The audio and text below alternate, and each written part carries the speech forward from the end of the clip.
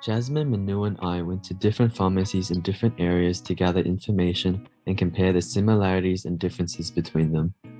All three of these pharmacies were chain pharmacies, and two of these pharmacies were integrated into shopping centers, while the other was a standalone.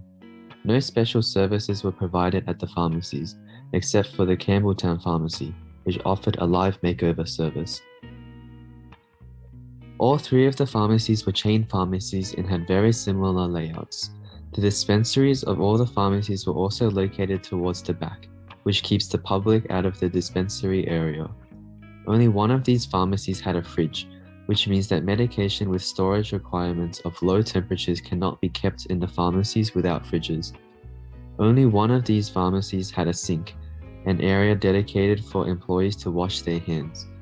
The aisles of each of the pharmacies were organized in a similar way, with beauty and non-medicinal products kept close to the front desk.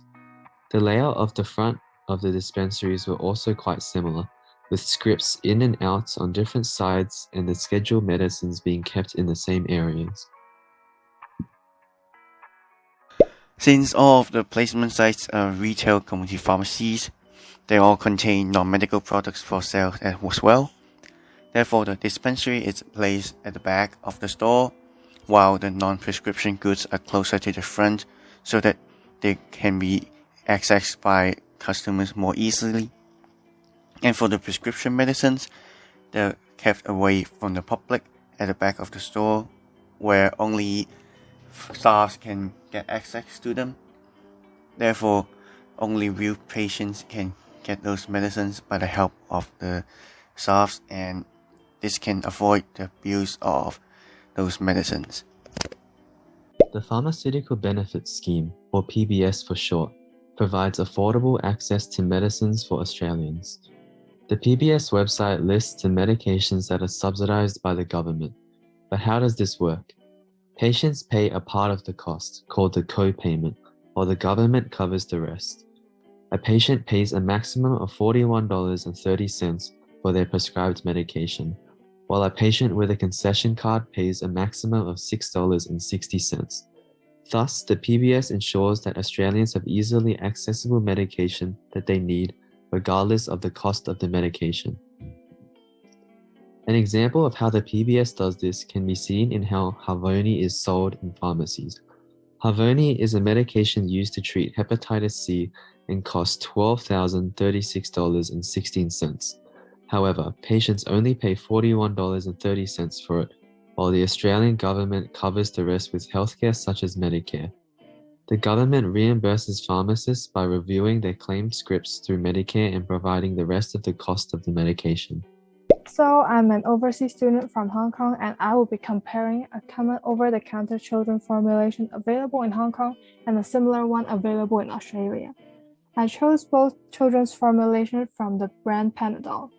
For similarities, both formulations are fruit-flavored to make it more palatable for children to take, and they are in liquid form so that it's easier for children to take. Moreover, they have the same active ingredient, paracetamol. For the differences, the concentrations have a significant difference. The product from Hong Kong is much less concentrated than that from Australia.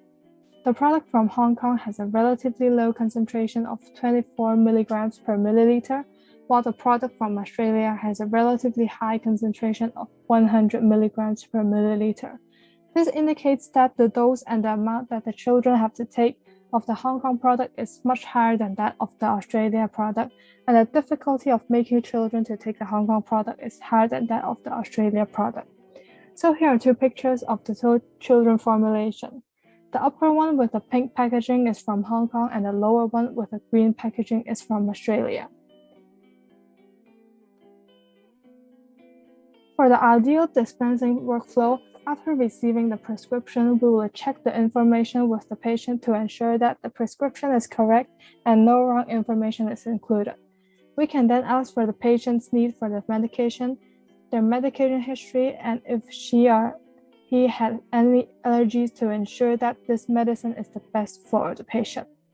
Once we have confirmed that the medicine is suitable for the patient, we can then generate a dispensing label including a barcode which can show the patient information and the medicine. Then we can scan the original pack of the medicine. As we scan the barcode, it should show the information and maybe even the batch number and the expiry date of the medicine. After that, we can send the dispensing label. The computer should show if there are any problems, for example, wrong medicine or wrong dose.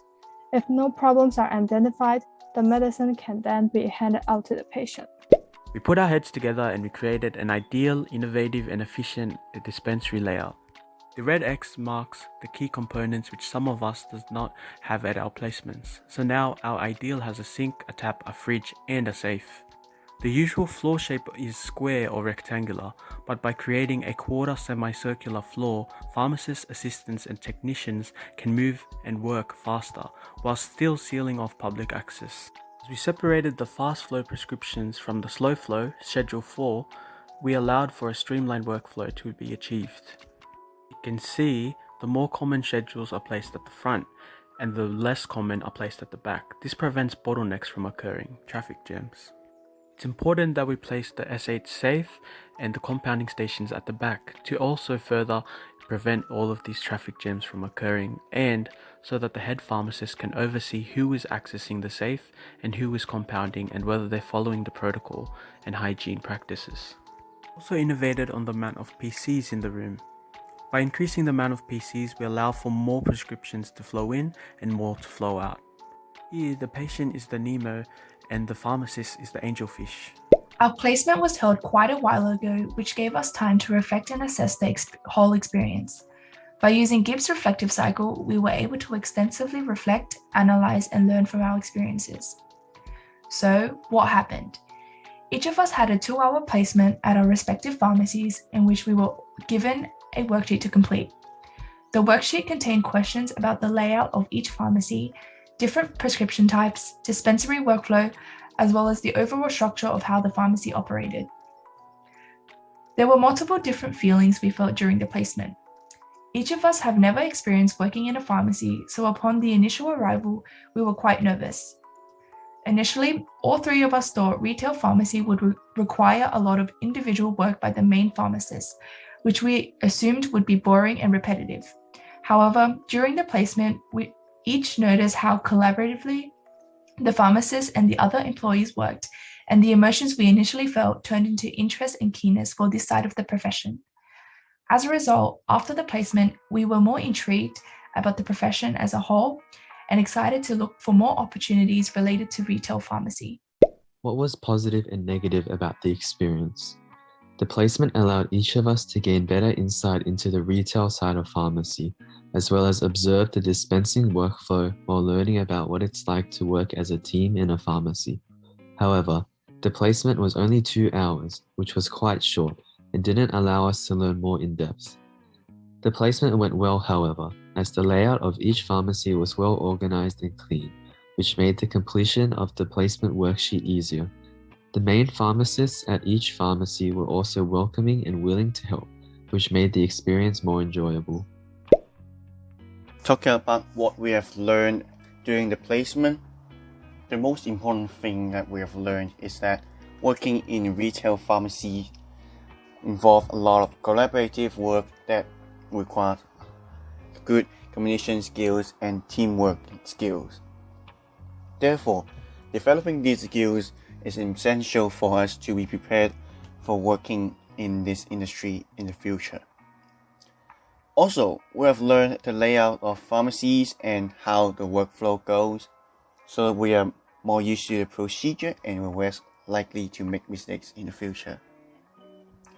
As of the action plan part, when we are doing placements next time, we would like to ask more questions so that we can learn more stuff by asking and observing, but not just learn stuff by observing. This can enhance our learning efficiency. And also, we have to develop the necessary skills for not only working in the pharmacy industry, but also the whole health profession.